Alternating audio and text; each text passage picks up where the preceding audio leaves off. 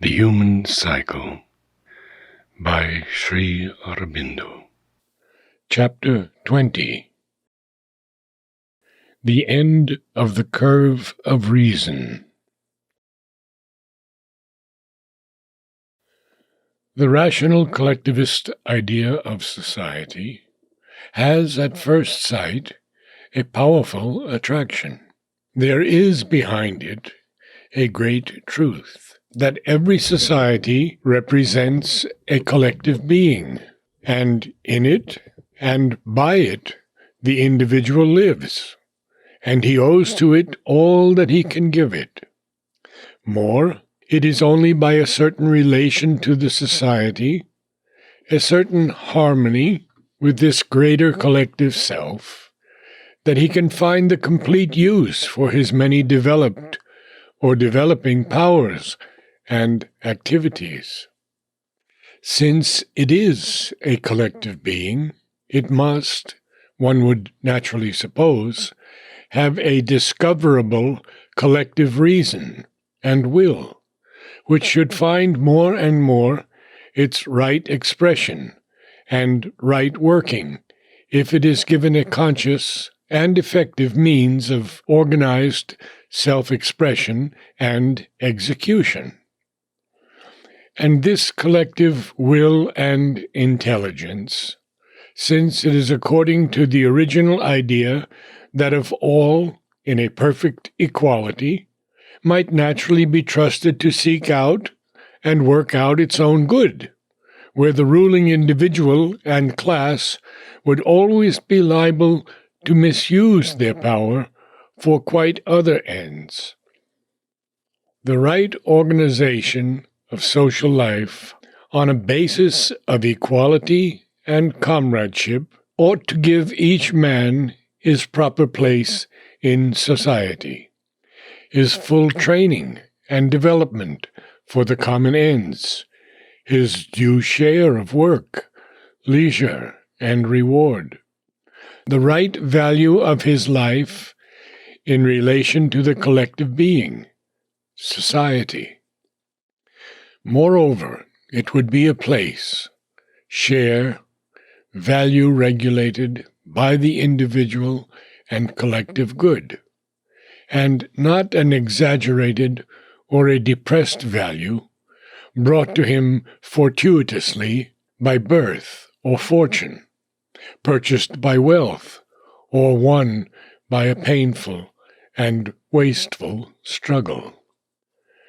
And certainly the external efficiency of the community, the measured, ordered, and economical working of its life, its power for production, and general well-being must enormously increase, as even the quite imperfect development of collective action in the recent past has shown, in a well-organized and concentrated state.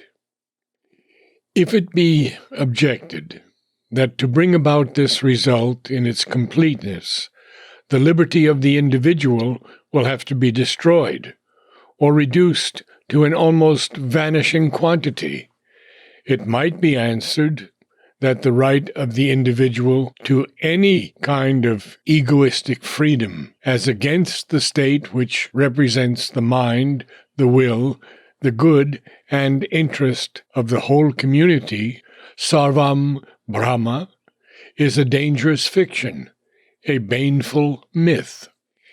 Individual liberty of life and action, even if liberty of thought and speech is for a time conceded, though this too can hardly remain unimpaired when once the socialistic state has laid its grip firmly on the individual, may well mean in practice an undue freedom given to his infrarational parts of nature. And is not that precisely the thing in him that has to be thoroughly controlled, if not entirely suppressed, if he is to become a reasonable being, leading a reasonable life? This control can be most wisely and effectively carried out by the collective reason and will of the state, which is larger, better, more enlightened than the individuals. For it profits, as the average individual cannot do, by all the available wisdom and aspiration in the society. Indeed, the enlightened individual may well come to regard this collective reason and will as his own larger mind, will, and conscience, and find in a happy obedience to it a strong delivery from his own smaller and less rational self, and therefore a more real freedom than any now claimed by his little separate ego. It used already to be argued that the disciplined German, obeying the least gesture of the policeman, the state official, the military officer, was really the freest, happiest, and most moral individual in all Europe, and therefore in the whole world. The same reasoning, in a heightened form, might perhaps be applied to the drilled felicities of fascist Italy and Nazi Germany.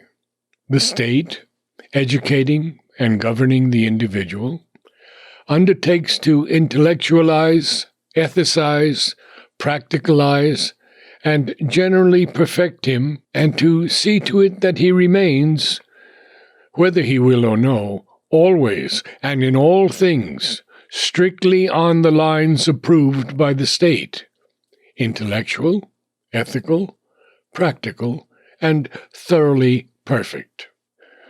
The pity of it is that this excellent theory, quite as much as the individualist theory that ran before it, is sure to stumble over a discrepancy between its set ideas and the actual facts of human nature, for it ignores the complexity of man's being and all that that complexity means, and especially it ignores the soul of man and its supreme need of freedom, of the control also of his lower members, no doubt, for that is part of the total freedom towards which he is struggling, but of a growing self-control, not a mechanical regulation by the mind and will of others. Obedience, too, is a part of its perfection, but a free and natural obedience to a true guiding power, and not to a mechanized government and rule. The collective being is a fact. All mankind may be regarded as a collective being, but this being is a soul and life, not merely a mind or a body. Each society develops into a sort of sub-soul or group soul of this humanity, and develops also a general temperament, character, type of mind, evolves governing ideas and tendencies that shape its life and its institutions. But the society has no discoverable common reason and will, belonging alike to all its members. For the group soul rather works out its tendencies by a diversity of opinions, a diversity of wills, a diversity of life, and the vitality of the group life depends largely upon the working of this diversity, its continuity, its richness. Since that is so, government by the organized state must mean always government by a number of individuals. Whether that number be in theory the minority or the majority makes in the end little fundamental difference. For even when it is the majority that nominally governs, in fact, it is always the reason and will of a comparatively few effective men, and not really any common reason and will of all, that rules and regulates things with the consent of the half-hypnotized mass. Footnote 1. This truth has come out with a startling force of self-demonstration in Communist Russia and National Socialist Germany, not to speak of other countries. The vehement reassertion of humanity's need of a king, crowned or uncrowned, dictator, leader, deuce or Führer, and a ruling and administering oligarchy has been the last outcome of a century and a half of democracy, as it has been, too, the first astonishing result of the supposed rise of the proletariat to power. And we continue. There is no reason to suppose that the immediate socialization of the state would at all alter the mass of men not being yet thoroughly rationalized and developed minds, this practical necessity of state government. In the old infrarational societies, at least in their inception, what governed was not the state, but the group soul itself, evolving its life, organized into customary institutions and self-regulations to which all had to conform. For the rulers were only its executors and instruments. This entailed, indeed, a great subjection of the individual to the society. But it was not felt, because the individualistic idea was yet unborn, and such diversities as arose were naturally provided for in one way or another, in some cases by a remarkable latitude of social variation, which government by the state tends more and more to suppress.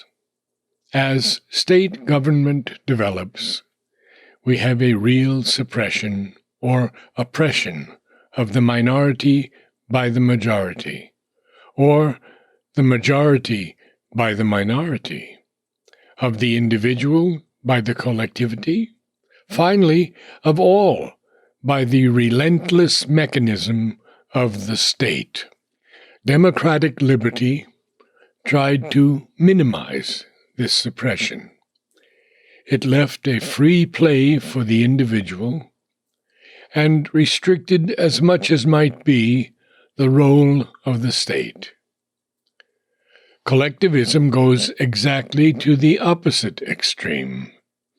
It will leave no sufficient elbow room to the individual free will, and the more it rationalizes the individual by universal education of a highly developed kind, the more this suppression will be felt. Unless, indeed, all freedom of thought is negated, and the minds of all are forced into a single standardized way of thinking. Man needs freedom of thought and life and action in order that he may grow. Otherwise, he will remain fixed where he was, a stunted and static being. If his individual mind and reason are ill-developed, he may consent to grow, as does the infrarational mind, in the group soul, in the herd, in the mass, with that subtle, half-conscient, general evolution common to all in the lower process of nature.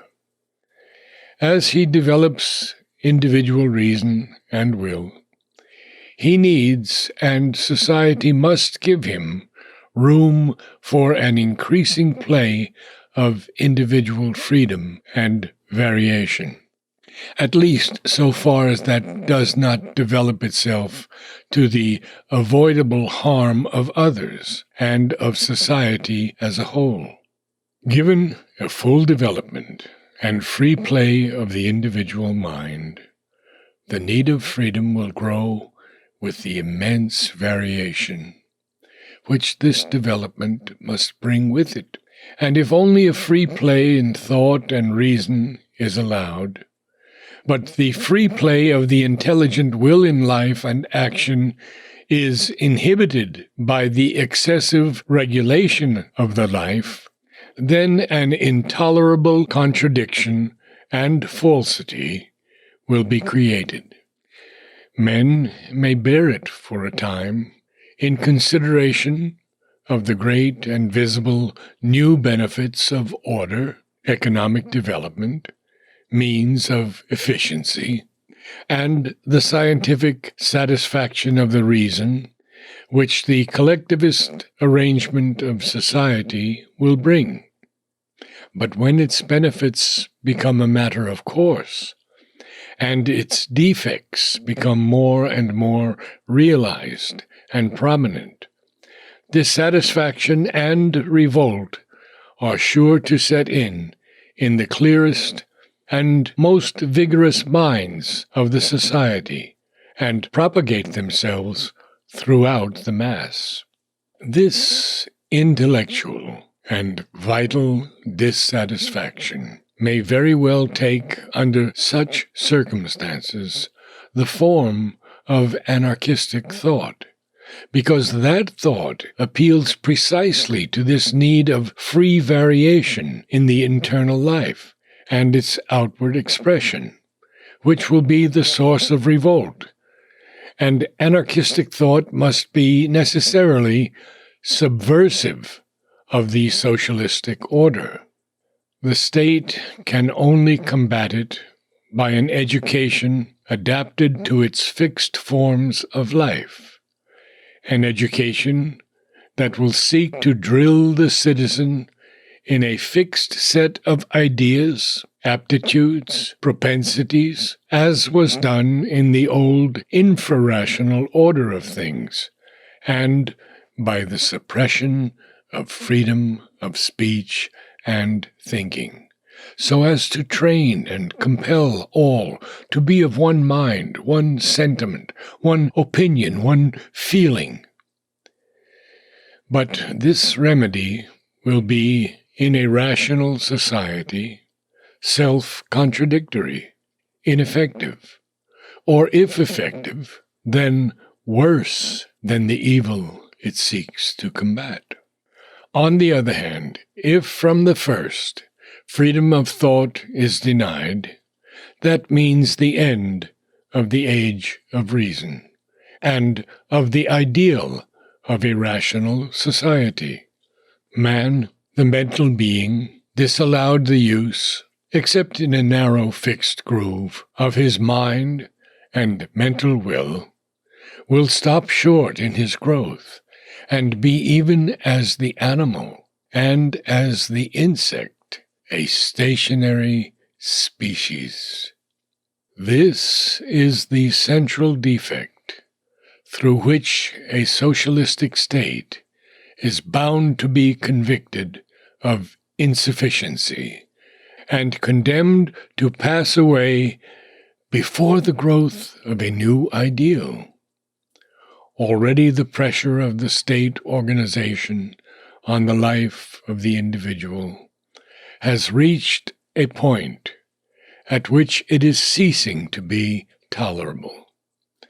If it continues to be what it is now, a government of the life of the individual by the comparatively few, and not, as it pretends, by a common will and reason, if, that is to say, it becomes patently undemocratic or remains pseudo-democratic, then it will be this falsity through which the anarchistic thought will attack its existence. But the innermost difficulty would not disappear, even if the socialistic state became really democratic, really the expression of the free, reasoned will of the majority in agreement. Any true development of that kind would be difficult indeed, and has the appearance of a chimera. For collectivism pretends to regulate life not only in its few fundamental principles and its main lines, as every organized society must tend to do, but in its details. It aims at a thoroughgoing scientific regulation and an agreement of the free reasoned will of millions in all the lines and most of the details of life is a contradiction in terms. Whatever the perfection of the organized state, the suppression or oppression of individual freedom by the will of the majority or of a minority would still be there as a cardinal defect, vitiating its very principle. And there would be something infinitely worse.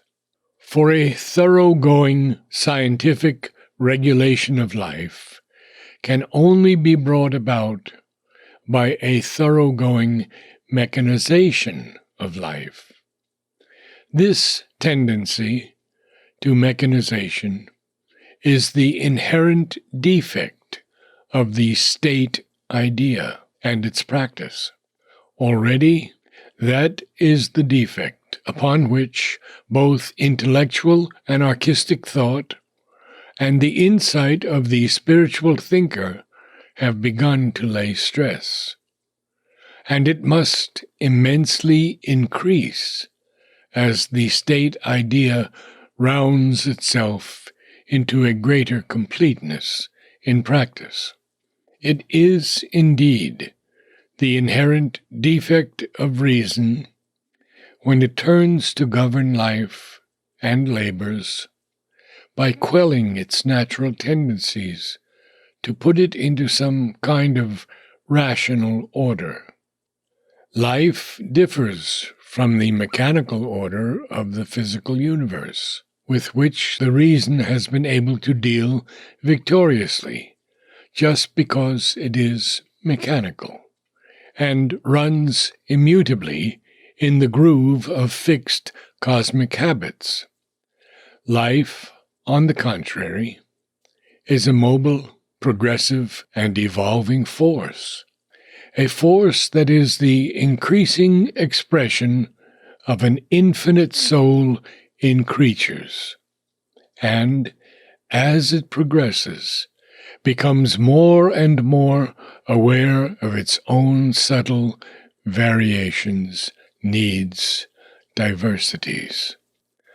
The progress of life involves the development and interlocking of an immense number of things that are in conflict with each other and seem often to be absolute oppositions and contraries.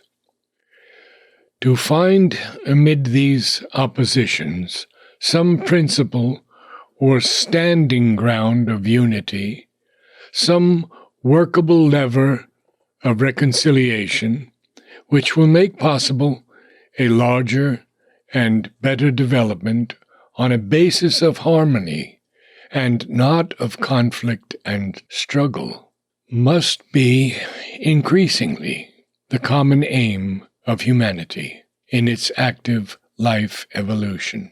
If it at all means to rise out of life's more confused, painful, and obscure movement, out of the compromises made by nature with the ignorance of the life-mind and the nescience of matter.